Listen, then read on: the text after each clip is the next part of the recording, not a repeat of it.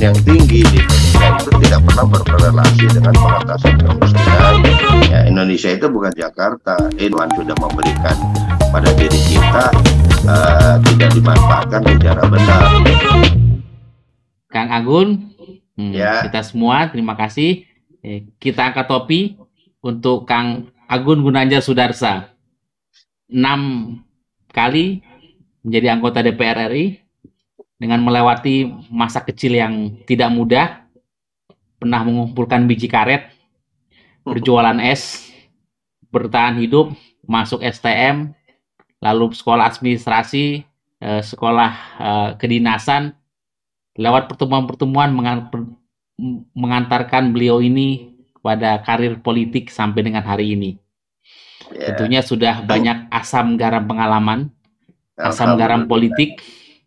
Nah, tentu melihat Indonesia hari ini, Kang, saya sebagai junior Kang Agun juga prihatin lihat Indonesia hari ini dengan semua kemajuan yang sudah diperoleh. Tapi banyak tantangan, banyak masalah yang harus kita selesaikan untuk menghadapi Indonesia ke depan yang lebih baik, yang lebih demokratis tentunya. Bagaimana seorang Agun Gunanjar dengan pengalaman politik yang panjang, 6 periode di Senayan, melihat kondisi Indonesia hari ini, Kang? Apa tantangannya dan apa pesannya, inspirasinya untuk generasi muda, untuk Indonesia ke depan yang lebih baik? Bagaimana seorang Agun Gunanjar memberikan inspirasi untuk kita semua? Silakan Kang Agun. Ya, terima kasih Bung Ari. Hari ini seperti dalam prinsip hidup saya, kita ada di mana? Nah, kita topiknya kita di Indonesia. Kita ada di Indonesia. Kita ada di Indonesia. Bagaimana Indonesia hari ini? Di mata saya, Indonesia hari ini yang secara objektif, Indonesia adalah bagian dari percaturan politik ekonomi global di era bebas, era demokrasi, era supremasi hukum yang jauh berbeda dengan era di awal-awal saya menapaki hidup ini. Di mana kita tahu dulu ada blok barat, ada blok timur, dan lain sebagainya. Nah, sekarang disebut dengan era globalisasi, bahkan peradaban kehidupan manusia sekarang. Kita bersyukur ada hikmah di balik pandemi COVID-19. Kita memasuki peradaban baru yang namanya era teknologi 4.0. Bahkan ada kecenderungan tidak akan lama lagi kita masuk era industri 5.0. Itulah Indonesia hari ini, yang tentunya kalau yang pertama gagasan pemikiran saya, yang pertama ketika peradaban dunia berubah, maka kita harus jadi peserta aktif. Peserta aktif, ya. Peserta aktif untuk bisa ikut dalam fenomena kehidupan global yang melakukan sesuatunya untuk sebesar-besar kemakmuran rakyat, untuk kemakmuran rakyat Indonesia, bukan untuk semata-mata memberikan kemakmuran bagi negara lain. Betul. Hanya menyenangkan negara lain, tapi kita hanya sendiri, rakyatnya nggak makmur, nggak sejahtera. Betul. Jadi kita harus masuk era itu secara aktif dengan kepentingan sebesar-besar kemakmuran rakyat. Nah, itu yang harus digagas, dipikirkan, utamanya oleh para pemimpin-pemimpin kita, karena di tangan para pemimpin kita itulah tanggung jawab dan masa 5 jari itu juga petugas pemimpin, Kang, ya? Ya, jadi semuanya berada di tangan para pemimpin, termasuk saya juga. Nah, oleh karena itu,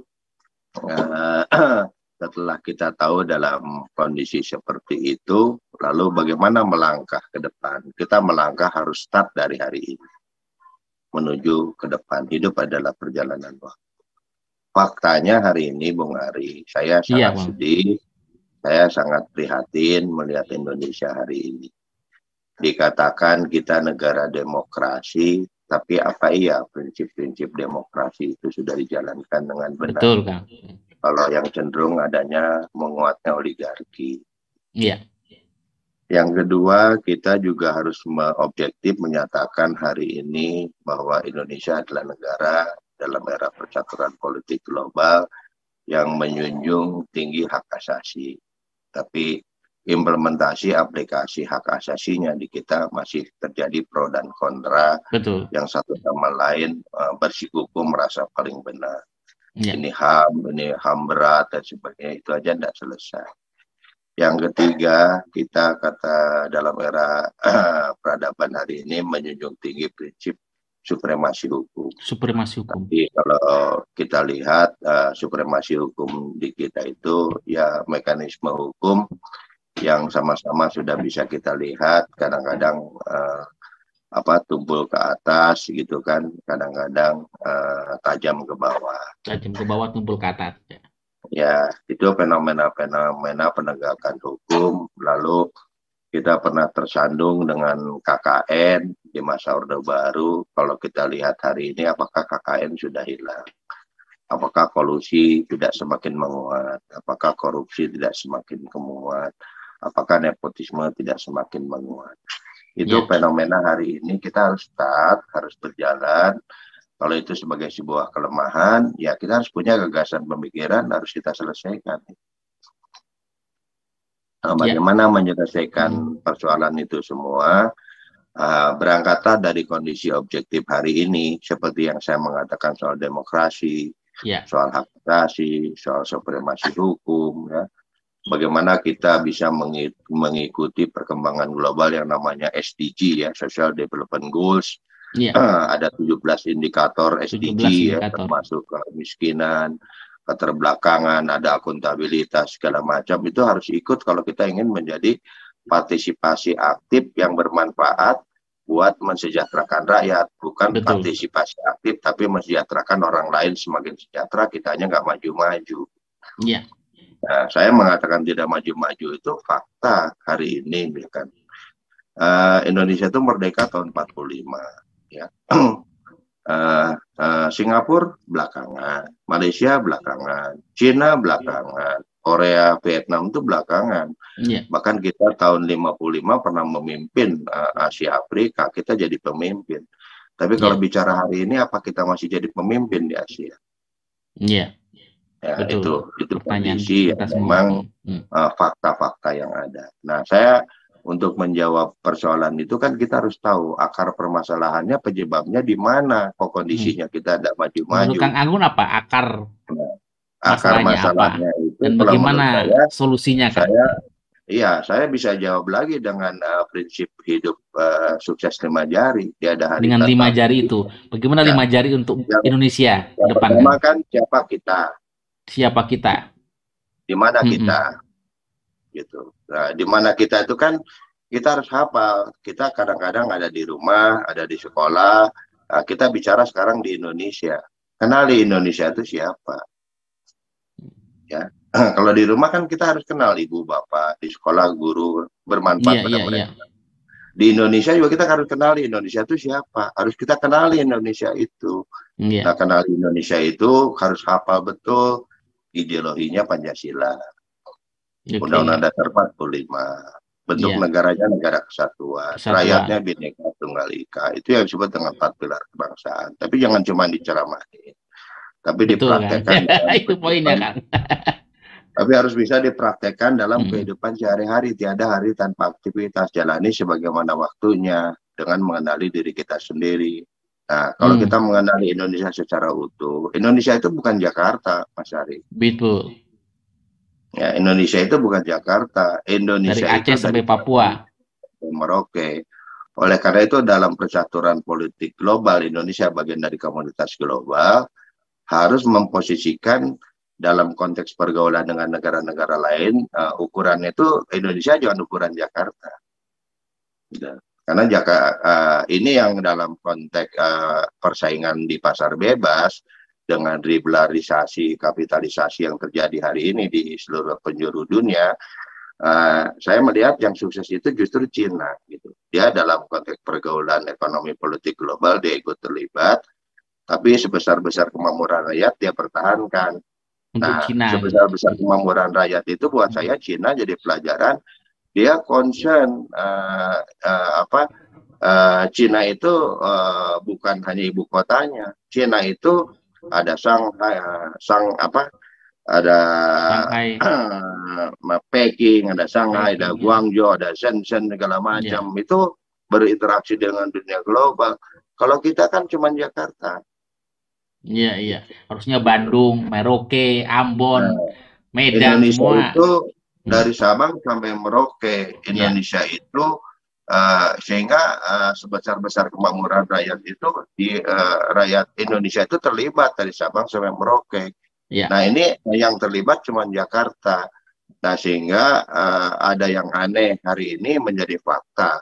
Pertumbuhan yang tinggi di Indonesia itu tidak pernah berkorelasi dengan pengentasan kemiskinan, berkorelasi dengan dengan jurang yang semakin pendek antara yang kaya dan yang miskin. Tapi karena Indonesia itu adalah Jakarta yang sangat sentralistik, dia abai, nggak pernah ada yang namanya melihat Bandung, Surabaya, segala macam. Jadi oleh karena itulah tangan kita ya dalam membuat kebijakan-kebijakan internasional, saya lebih cenderung pertumbuhan itu nggak usah tinggi-tinggi, tapi pertumbuhan itu flat, rata dari Sabang sampai Merauke yang tidak terlalu jauh sehingga dinamika kegiatan ekonomi itu tidak tersentralistik di Jakarta, dan itu hanya akan mungkin bisa dilakukan kalau kita kembali ke yang sesungguhnya atas fitrah Tuhan gitu. Tuhan memberikan kita musim, dua musim, hujan sama kemarau. Harusnya kan produktivitas itu lebih tinggi dibandingkan lebih tinggi daripada 4 musim. Nah, tapi faktanya kita impor beras karena mengkhianati pemberian Tuhan. Jadi Tuhan sudah memberikan pada diri kita, tidak dimanfaatkan secara benar, malah yang ada hanya ikut terlibat dalam trade perdagangan dunia. Sehingga karena trade perdagangan dunia, maka aspek produksi ditinggalkan. Yang penting pertumbuhan. Market aja kan ya. Daripada nanam katanya lama-lama, mendingan kita beli aja deh. Beli aja ya. Trade. Jadi produksi dihapuskan. Yang berikutnya kan terjadi yang anomali-anomali. Kita punya 2 musim, tapi kita ngimpor beras. Gitu kan.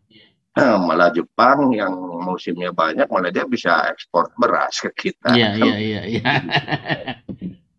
Kemudian yang berikutnya juga 2/3 wilayah kita itu laut, gitu kan. Harusnya kan kembali kepada hukum Tuhan. Tuhan memberi kita 2/3 laut, ya dimanfaatkan. Bagaimana bermanfaat untuk kepentingan kita bersama.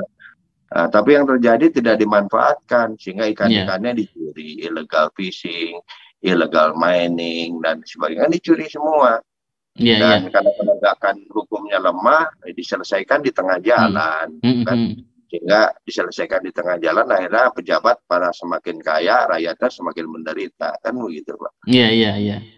Apa, ngimpor beras, ngimpor cabai, ngimpor kedelai, semua ngimpor karena dia tidak melihat Indonesia itu sebagai sebuah negara kepulauan, 2/3 wilayahnya laut. Indonesia itu bukan Jakarta. Indonesia itu dari Sabang sampai Merauke. Nah, kenapa? Karena kita sebetulnya sudah digaris di bawah pemikiran-pemikiran saya ini bukan pemikiran orisinil saya, Pak Ari, jujur aja. Ini pemikiran-pemikiran yang saya gali dari para the founding fathers kita. Bagaimana Bung Karno, bagaimana Bung Hatta, bagaimana Wahid Hasyim, Cokro Aminoto dalam merumuskan mendirikan negara ini. Sampai kita itu pertarungan di antara negara barat dan negara timur, ada blok barat, ada blok timur kan. Tarik-menarik 2 ideologi, liberalisme, kapitalisme dengan marxisme, sosialisme kan, tarik-menarik kepentingan. Itulah akhirnya terjadi Perang Dunia Kedua, baru kita merdeka, makanya kita tidak mau di blok barat, tidak mau di blok timur, kita bikin yang namanya non-blok.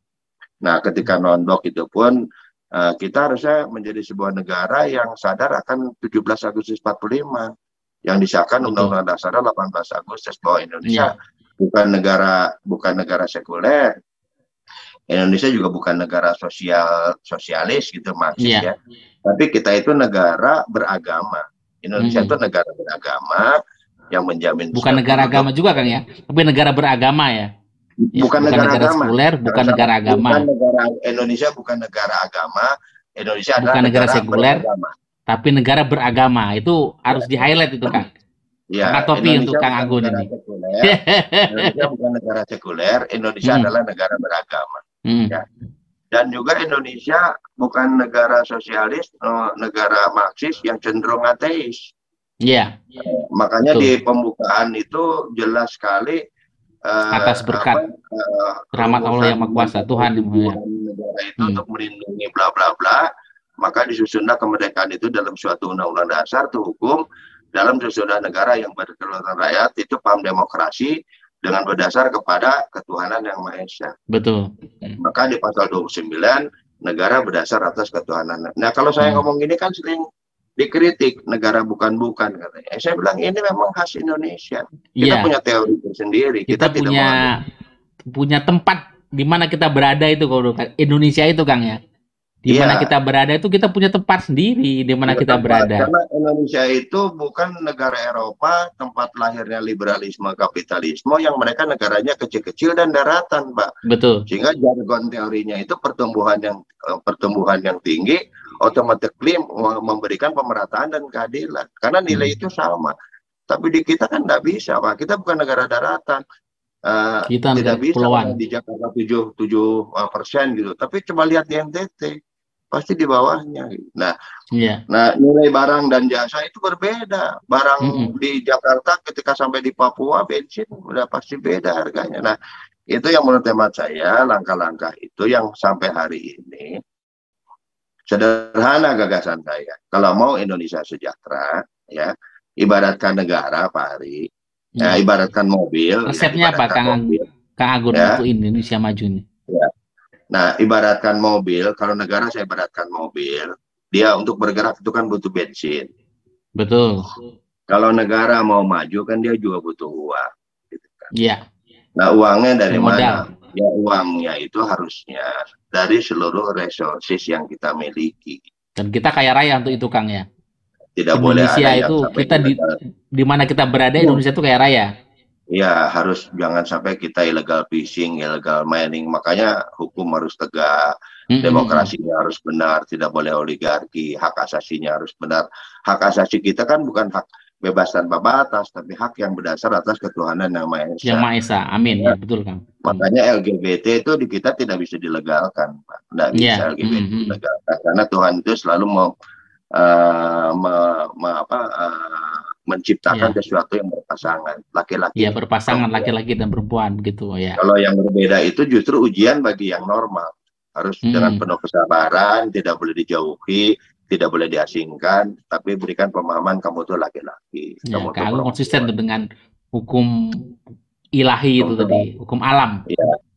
Jadi, nah untuk itulah menurut saya kalau ibarat negara Pak Ari ya, ini kan kita punya struktur nih. Ini presiden nih ya. Betul. Presiden pasal 4 ya, pasal 4, pasal 5. Dia dibantu para menteri pasal 17 membawahi pemerintahan provinsi, pemerintahan kabupaten pasal 18.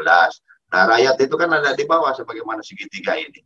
Ya, gitu piramida. Kan? Nah, piramid. Nah, presiden sendiri butuh sandang pangan papan, rakyat juga butuh sandang pangan papan.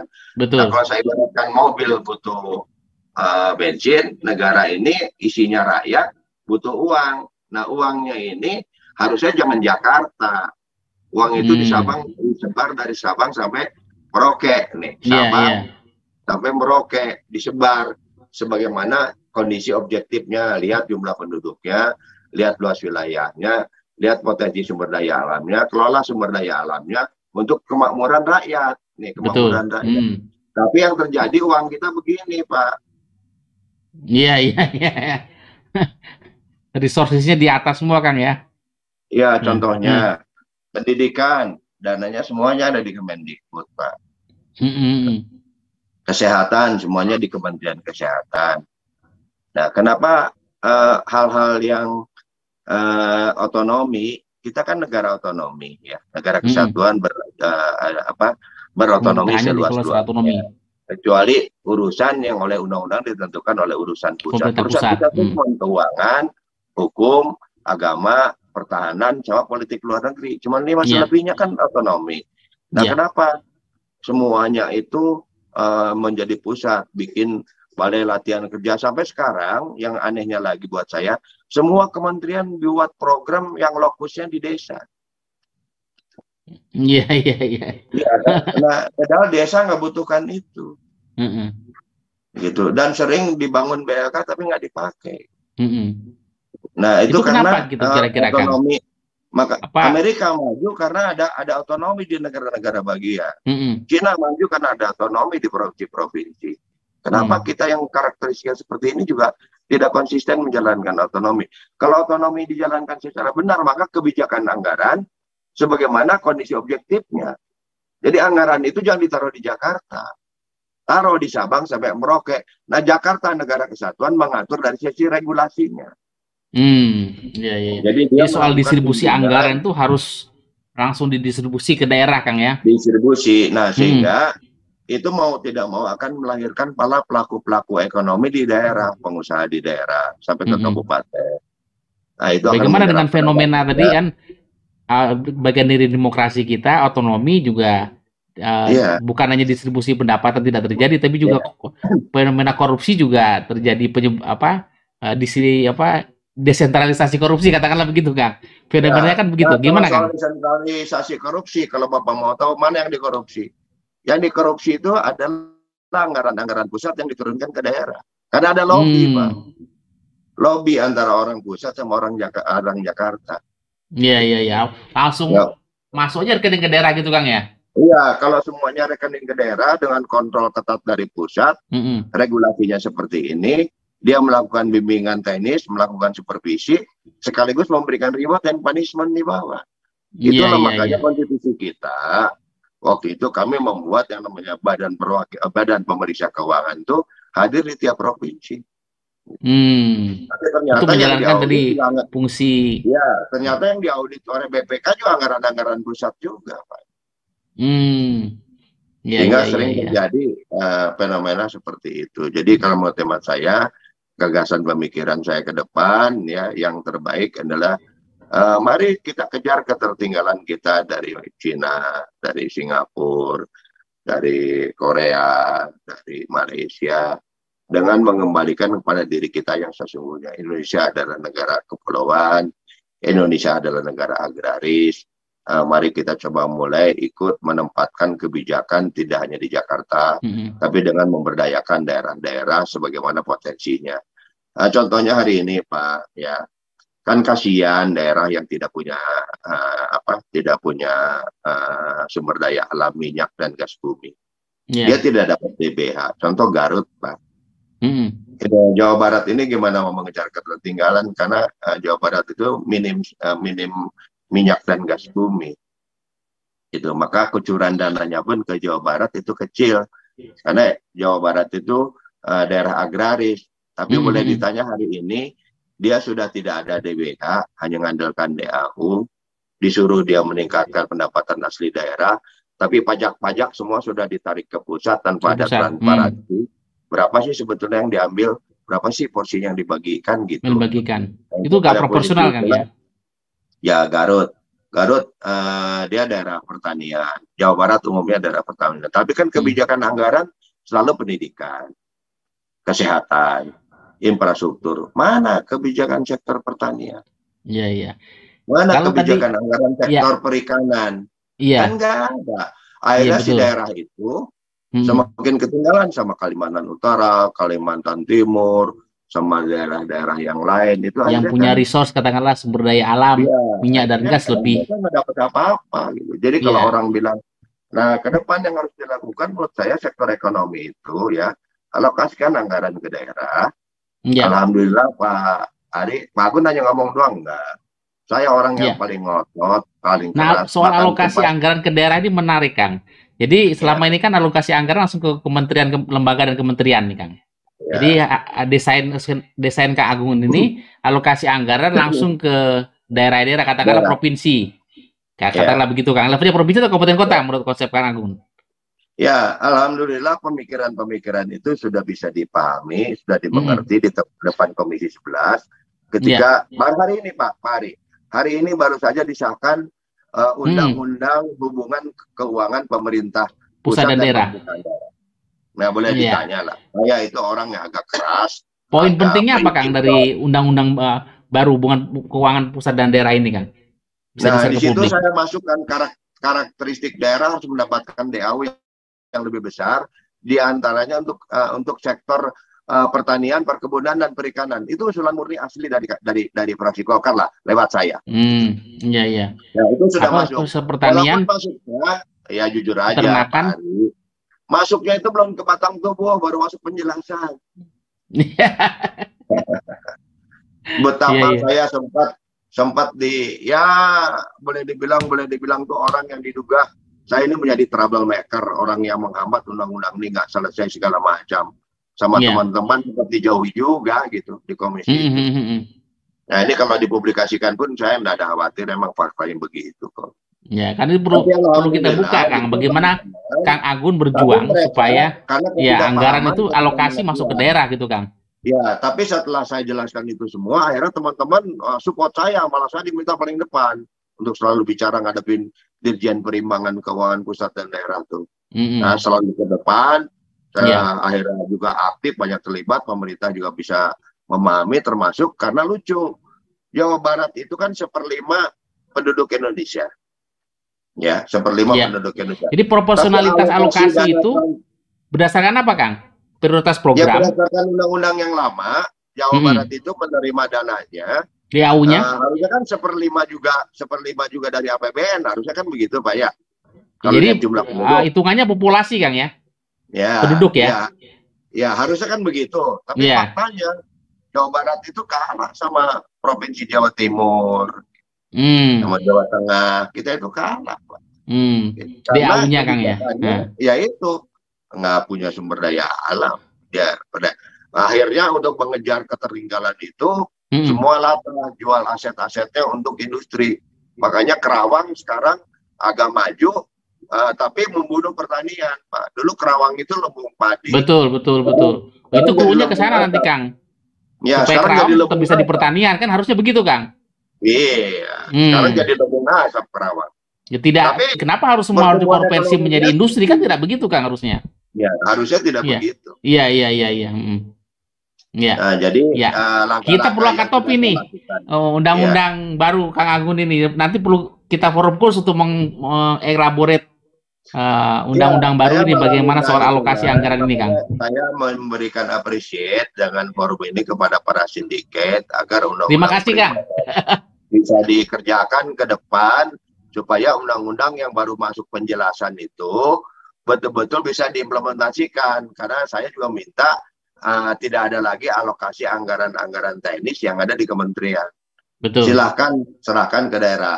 Bukan berarti pusat nggak ada yang teknis, boleh. Tapi nah, ini kan menarik kan ini. Ini sebuah terobosan bahwa selama ini kan alokasi ke kementerian teknis. Tapi sekarang alokasinya langsung ke Pemda, provinsi katakanlah. Dan kemudian alokasinya berdasarkan proporsional, katakanlah populasi atau jumlah penduduk.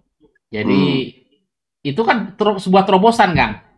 Bisa betul. Sedikit memberikan clue-clue lain untuk supaya walaupun ini baru tahap, sampai di tahap mana, Kang, pembahasan undang-undang ini, Kang? Sudah selesai, sudah diketok palu hari ini. Sudah ketok palu? Sudah. Iya. Cuman paling beberapa hari ini masuk lembaran negara, Kang ya. Nah, makanya mesti dikawal. Siap, angkat topi nih untuk Kang Agun dan teman-teman di Komisi 11. Ya, karena selama ini Pak Ari kan sering kita lihat undang-undang udah mengatur gitu, tapi prakteknya nggak dijalankan. Apa yang saya sampaikan ini sebetulnya sederhana. Tahun 2008 pemikiran saya ini sudah dituangkan dalam Undang-Undang 39 tahun 2008 tentang Kementerian Negara yang membagi urusan-urusan itu. Yang harusnya keuangan itu diberikan sebagaimana urusannya. Gitu. Undang-Undang Kementerian Negara juga mengatur tentang itu. Tapi tidak diimplementasikan. Karena pemerintah hari ini lebih memposisikan cari popularitas. Indonesia itu Jakarta. Gitu. Kan sekarang seperti dalam pandemi COVID gitu. Kita bangga, hebat dengan pertumbuhan yang tinggi. Sementara kita bertanya misalkan Pak Ari, ya. Nih Pertumbuhan yang tinggi itu karena kita hanya dijadikan bagian dari pasar. Ya, market saja kan, betul. Bukan produksi, tapi di trade, perdagangan, perputaran uang dari semua. Contoh Pak Ari, kita lihat Jakarta. Jakarta menjulang gedung-gedung bertingkat tinggi, mall di mana-mana, apartemen, segala macam. Pertanyaan saya sederhana, siapa yang memiliki itu? Siapa yang menikmati itu? The have, Kang. Rakyat di Jakarta. Rakyat di Jakarta masih banyak yang di kolong-kolong, di lorong-lorong yang sempit-sempit. Apakah mereka juga mendapatkan kebijakan-kebijakan keuangan untuk selalu mendapatkan yang prioritas? Tidak. Oleh karena itu gagasan saya ke depan, yuk, fakta sudah menunjukkan dalam masa pandemik ini adalah ya, UMKM adalah bagian yang berkontribusi besar untuk sektor perekonomian kita tetap survive. Betul, UMKM ini, Kang. Kenapa? Lalu kebijakan hari ini jangan hanya dipidatokan UMKM itu. Karena kalau bicara angkanya kecil sekali, Pak. Kecil banget. Harusnya. Angkanya apa nih, Kang? Omsetnya UMKM atau anggaran negara untuk UMKM? Anggaran negara untuk UMKM. Anggaran negara untuk UMKM kecil, ya. Ya. Kalau sudah faktanya seperti itu harusnya, ya, saya melihat negara itu fokus, ya, menggarap bagaimana pergerakan perekonomian kebijakan antar provinsi, ya, antar provinsi dengan kabupaten dan antar kabupaten. Jangan hanya semata-mata berpikir Indonesia adalah bagian dari ekonomi global Jakarta. Betul. Hari ini harus dirubah, gitu ya. Indonesia itu harus digerakkan kebijakan-kebijakan perekonomian yang mensinergikan, mengkolaborasikan potensi sumber daya alam, potensi ekonomi antar provinsi, antar kabupaten, maupun antar provinsi dengan kabupaten. Dan itu instrumennya lewat alokasi anggaran yang pertama ya, Kang ya? Betul, anggaran tuh. Anggaran ya. Nah, itu satu chapter lagi menarik soal hubungan relasi power antara pemerintah pusat dan pemerintah daerah, itu juga perlu diluruskan, Kang. Kalau memang anggarannya nanti akan berlaku begitu. Ketika ada hubungan provinsi dan provinsi dan kabupaten, semuanya dalam satu sistem hukum yang ditentukan oleh pusat. Yang berkolaborasi dari karena kan selama ini, Kang, kadang-kadang begini, kalau memang nanti alokasi anggaran itu tidak ke Kementerian Teknis, misalnya soal pendidikan, tidak digelontorkan ke Kementerian Pendidikan, soal UMKM, tidak digelontorkan oleh Kementerian UMKM, tapi langsung ke pemerintah provinsi, dan itu nanti bagaimana menggerakkan UMKM, bagaimana menjalankan pendidikan, gitu, Kang ya. Nah, sementara kan banyak persoalan-persoalan koordinasi administrasi kekuasaan, misalnya hubungan presiden dan gubernur dan wali kota. Sekarang ini kan gubernur merasa menang karena dipilih rakyat langsung, presiden juga merasa menang karena dipilih langsung, bupati juga merasa menang karena dipilih langsung. Tidak ada, ibaratnya presiden, bupati, dan gubernur itu jalan sendiri-sendiri, Kang. Bagaimana antisipasi politiknya, Kang? Dari administrasi, alokasi anggaran di provinsi itu luar biasa, terobosan. Tapi instrumentasi politiknya gimana, Kang? Ya, untuk mengatasi persoalan itu, ya, maka disusunlah kemerdekaan itu dalam suatu undang-undang dasar. Undang-undang dasar itu kan hukum. Maka untuk mencapai segala sesuatu untuk efisien dan efektif, gunakan hukum. Indonesia adalah negara kesatuan yang berotonomi seluas-luasnya. Artinya kalau negara kesatuan yang berotonomi seluas-luasnya, daerah di bawah itu harus tunduk patuh kepada pusat. Nah, pusat itu ngatur lewat apa? Lewat hukum. Nah, hukum itu di bawah undang-undang dasar ada undang-undang. Di bawah undang-undang kadang-kadang ada Perpu, di bawahnya ada PP. Di bawah PP itu ada Perpres. Nah, setelah Perpres di bawahnya ada Perda. Jadi nggak ada lagi perda-perda yang dibatalkan oleh menteri. Nggak ada, Pak. Iya, iya. Ya, apalagi gubernur-gubernur, dia anak buahnya menteri dalam negeri, salah. Iya, iya, iya. Dan ini kan pola hubungan kekuasaannya juga perlu ditata, Kang, karena terkait dengan sistem pemilu segala macam, pilkada itu. Dalam konstruksi hukum NKRI yang berotonomi. Gitu. Kita ini bukan negara sentralistik, kita ini negara desentralisasi. Betul. Oleh karena itu, menurut pandangan saya, ya, perda-perda yang bertentangan bisa nggak dibatalkan? Bisa. Yang batalin siapa? Cukup presiden, Pak. Nggak usah ke Mahkamah Agung. Presiden punya power untuk itu ya, mestinya. Iya. Lihat pasal 18. Pasal 18A ayat 1 itu hubungan pemerintah pusat dan pemerintahan daerah. Iya. Jadi antara pemerintah pusat itu yang saya katakan tadi, nih Piramida. pemerintah itu di atas, puncak. Eksekutif, presiden dan menteri. Eksekutif. Menteri itu cuma pembantu. Membawahi pemerintahan daerah. Pemerintahan daerahnya otonomi. Jadi bupati, gubernur itu anak buah presiden, Pak. Betul. Mestinya begitu, Kang. Tapi sekarang kan merasa bukan mestinya gitu. Memang begitu undang-undang dasar kita. Undang-undang begitu, tapi objektif di lapangan kan gubernur merasa dipilih langsung juga oleh rakyatnya gitu. Kadang-kadang nggak mau inline dengan pemerintah pusat gitu, Kang. Bupati nggak mau inline dengan gubernurnya, Kang. Itu kan realnya yang kita hadapi. Pak Ari, salahnya itu karena perda-perda itu dibatalkan oleh Mendagri. Itu salah. Iya. Karena dia bukan pilihan, bukan diangkat sama Mendagri, yang dia itu diangkat sama presiden. Tapi dia anak buah presiden, karena presiden juga dipilih oleh rakyat. Hierarkinya begitu, sama-sama dipilih rakyat. Ini untuk memimpin negara, you memimpin provinsi, you anak buah saya. Tapi dalam penyelenggaraan pemerintahannya, gubernur tidak bisa semena-mena. Makanya bersama dengan DPRD. Makanya disebutnya hubungan pemerintah pusat tanpaan dengan pemerintahan daerah. Pemerintahan daerah. Iya, nah itu. Jadi kalau dia bikin perda, pemerintah bisa yang namanya executive review, bukan judicial review. Iya. Jadi ini hukumnya perlu kita lihat lagi, Kang. Menarik ini gagasannya. Apa konsepnya? Nah, kalau konstruksinya itu benar, maka dengan serta-merta korupsi hilang dengan sendirinya. Iya. Konstruksinya mungkin betul begitu, Kang, tapi interpretasi dan kemudian praktik hukumnya itu kadang kan di lapangan kan kita banyak banyak miss-nya. Oke, Kang. Karena saya juga kalau diskusi dengan beberapa pakar, mereka berpandangannya di sudut pandangnya Amerika, ekonomi, betul. Prancis, segala macam. Kalau Kang Agung, di mana kita bumi dipijak? Kita Indonesia kok. Indonesia. Ayo kita bicara soal Indonesia. Jangan liberalisme Anda itu, Kang. Sekolah PhD Anda di sana. Angkat topi itu. Kang Agung punya prinsipal, kita Indonesia kok. Kita punya we have our own rule, katakanlah begitu, Kang ya. Betul. Iya. Oke, Kang. Ini pertanyaan teknis, menarik. Undang-undang baru terkait hubungan keuangan pusat dan daerah itu, bahwa alokasi anggaran nanti tidak di Kementerian Teknis tapi ke pemerintahan provinsi, itu efektif berlakunya kapan, Kang? Nanti anggaran 2022? Ya, 2022 kan sudah selesai dibahas, Pak. Sudah selesai di bawah. Sudah selesai lah. Ya paling 2023. 2023. Dan itu tahun politik, Kang, 2007-2024. Bisa efektif itu berlaku, Kang? Harus, Pak. Kalau enggak, harus nanti bisa jadi calon pemenangan pilpres tertentu, Pak. Cocok, Kang. Karena kalau lari ke kementerian, ini kan nanti, jadi nanti alokasinya itu langsung ke provinsi, proporsional berdasarkan jumlah penduduk atau populasi, Kang ya? Ya, bukan hanya jumlah penduduk aja, berdasarkan karakteristik daerah. Termasuk daerah pertanian dan perkebunan dan perikanan. Itu harus dialokasikan supaya ikan kita tidak dicuri-curi.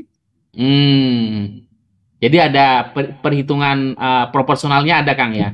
Ada populasi, pertanian, segala macam, bukan hanya fokus kepada yang sumber daya alam yang gas dan minyak, bukan hanya itu, Kang ya.